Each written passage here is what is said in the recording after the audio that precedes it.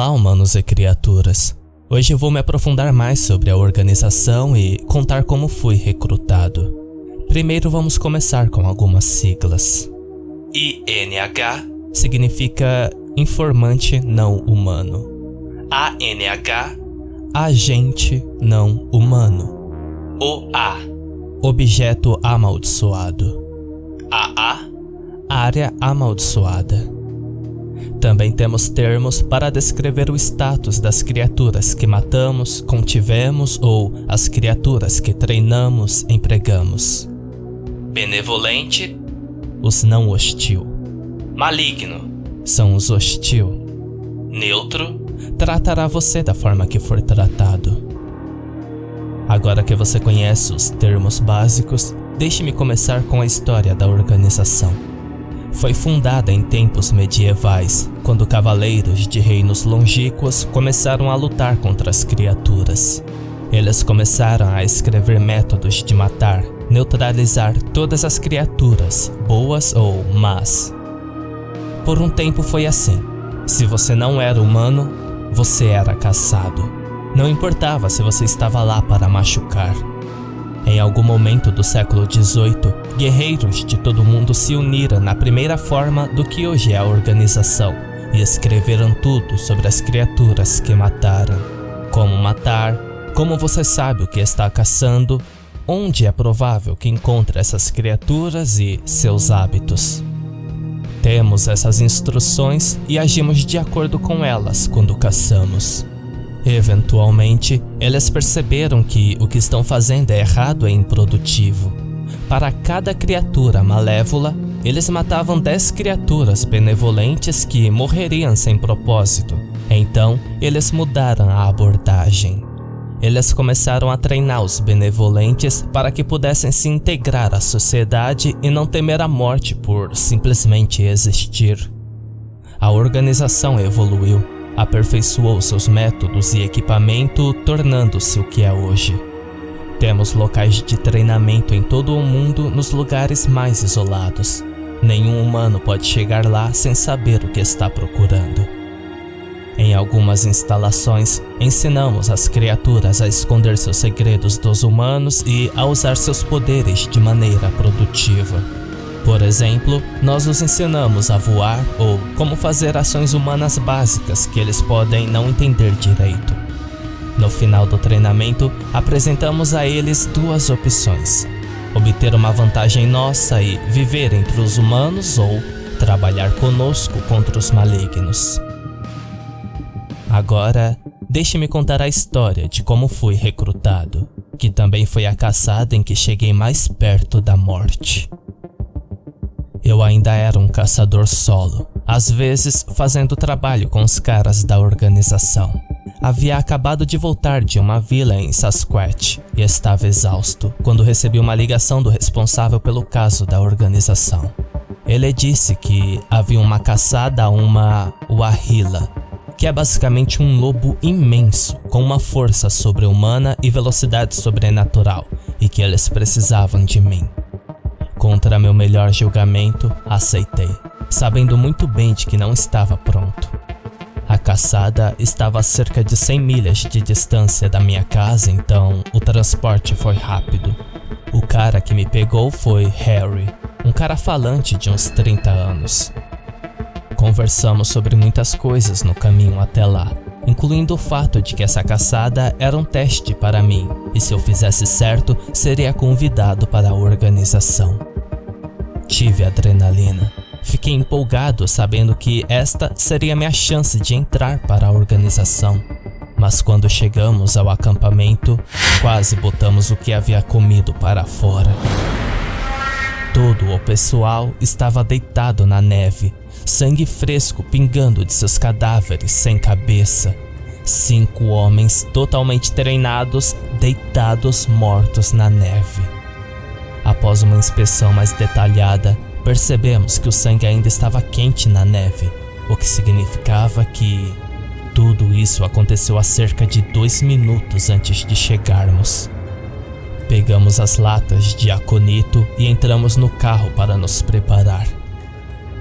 Nós nos cobrimos com um suco de aconito e mergulhamos nossas balas e facas nele. Eu estaria contando mentiras horríveis se dissesse que não estávamos com medo. Nós éramos apenas humanos e estávamos com muito medo e sabíamos exatamente o que estava acontecendo. Nós, os caçadores, havia se tornado a presa. Em um ato de instinto humano, tentamos dar o fora dali, mas quando acendemos os faróis, vimos bem na frente do carro, talvez a 3 metros de distância. Era enorme, mesmo para uma Wahila. Ele tinha impressionante 8 pés de altura e pelo menos 14 de comprimento. Lembre-se, era o dobro do tamanho de uma espécie normal.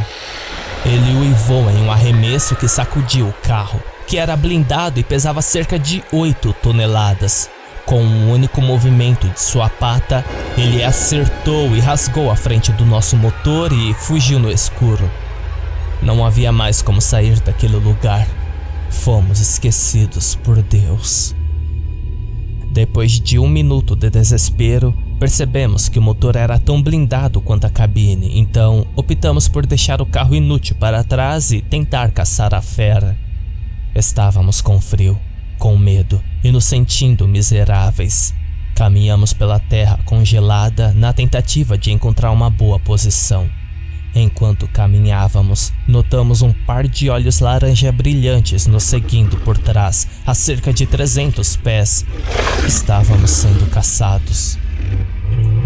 Percebemos uma pequena vila à nossa frente e vimos que era a nossa salvação. Quando chegamos, percebemos que era sua casa. Dezenas de esqueletos sem cabeça estavam espalhados por toda a pequena cidade. Refugiamo-nos na torre da igreja. Harry era um infantarista, então ele ficou com sua M16 vigiando as portas, e eu, acostumado a atirar com precisão, tomei a posição de franco-atirador no topo da torre com minha M43. Vi um movimento à distância, então atirei. O estalo daquela 308 sendo disparada sacudiu toda a torre, e o uivo que seguiu sacudiu o vale com tanta força que começou uma avalanche. A cidade inteira foi engolida pela neve e a torre ficou preta como o breu. Separamos toda a comida que tínhamos, um total de 8.000 calorias em rações, 1.000 calorias por pessoa por dia. Iniciamos um incêndio com os bancos da igreja e avaliamos a situação. O protocolo era que tínhamos que enviar rádio a cada 2 horas para a sede, mas perdemos o sinal de rádio. Isso significava que a organização enviará reforços ao raiar do dia. Estávamos a pelo menos 40 pés sob a neve, então não havia chance de eles nos encontrarem. Falei com Harry e decidimos cavar um túnel até a superfície, mas ambos sabíamos que isso seria feito em cerca de 5 dias, e até lá seríamos considerados mortos e os caras nos deixariam lá para morrer de fome ou congelar até a morte ou comer uns aos outros e se transformar em mendigos. Começamos a cavar em turnos. Um dormia e o outro cavava. Eu não vou falar sobre os dias em que cavamos, pois eles estão cheios de desespero e não são tão interessantes. A madeira estava começando a acabar, então aceleramos o processo, dormindo menos e cavando mais. Na manhã do 5º dia, chegamos à superfície, e o que vimos nos marcou profundamente. Os caras que deveriam nos procurar estavam todos mortos acima, sem cabeça. Foi a porra de um massacre. Harry sugeriu que coletássemos lenha e permanecêssemos na torre até que eles enviassem outro esquadrão para encontrar o esquadrão que estava lá por nós. Juntamos lenha para fazer uma fogueira que duraria o dia e a noite, e enterramos os corpos na neve. Naquela noite, fui acordado pelos rosnados. Eu lentamente peguei minha pistola e encarei Harry. Aquele idiota, ele estava comendo um dos caras do esquadrão. Ele não era mais humano. Eu atirei nele e fiz como meu pai havia me ensinado. Cortei ele e o queimei. Naquela noite eu chorei. Eu estava sozinho, com medo, sendo caçado e com fome. Tive medo de cometer o mesmo erro que Harry. Um esquadrão muito maior chegou um dia depois e conseguiram matar a Wahila. Quando me encontraram, eu estava morto de frio. Eles me perguntaram sobre Harry e dei a eles o coração e mostrei o corpo sem cabeça comido pela metade. Eles me levaram para o hospital da organização que marcou minha entrada em suas filas. A vida que vivo não é bonita, nem gloriosa. É imunda, triste e solitária.